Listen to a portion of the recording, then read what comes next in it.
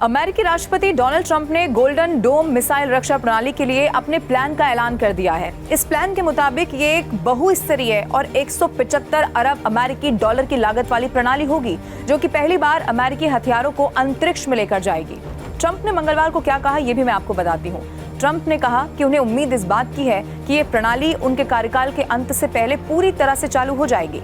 इस प्रणाली में मिसाइलों को रोकने की क्षमता होगी, भले ही उन्हें अंतरिक्ष से प्रक्षेपित किया गया हो। ये सिस्टम अमेरिका के लिए क्यों बेहद खास हो सकता है? दुनिया की नजरें आखिर इस पर क्यों टिकी हुई हैं? चलिए ऐसे तमाम जो बड़े सवाल हैं उसके जवाब क्या है वो आपके सामने रख देते हैं। सबसे पहले गोल्डन डोम को अच्छे से समझ लेते हैं कि ये है क्या।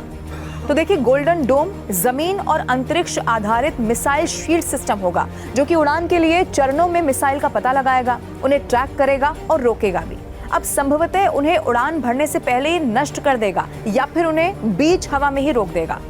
नई प्रणाली को अमेरिका की सफलता और यहां तक कि अस्तित्व के लिए बहुत महत्वपूर्ण बताते हुए ट्रंप ने कह दिया है कि एक बार पूरी तरह से निर्मित होने के बाद ये मिसाइलों को रोकने में सक्षम हो सकेगा, भले ही वो दुनिया के अन्य हिस्सों से लॉन्च क्यों ना की गई हो और भले ही वो अंतरिक्ष से लॉन्च क्यों ना की गई हो। गोल्डन डोम के लक्ष्य और भी ज्यादा व्यापक हैं। ट्रंप ये बताते हैं कि जमीन, समुद्र और अंतरिक्ष में अगली पीढ़ी की तकनीक को तैनात करेगा, जिसमें अंतरिक्ष आधारित सेंसर और इंटरसेप्टर भी इसी में शामिल होगा।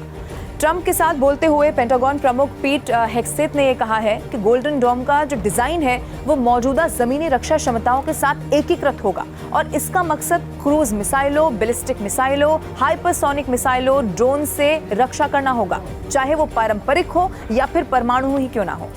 अब सवाल ये उठता है कि अमेरिका को गोल्डन डोम जैसे सिस्टम की आखिर जरूरत क्या है। तो देखिए, अमेरिका को विरोधियों से कई तरह के मिसाइल खतरे हो सकते हैं जो कम दूरी के हथियारों से काफी ज्यादा अलग हैं, जिनका मुकाबला करने के लिए इजरायल का आयरन डोम डिजाइन किया गया है। अब 2022 मिसाइल रक्षा समीक्षा में रूस और चीन से बढ़ते खतरों की ओर भी इसी में इशारा किया गया था।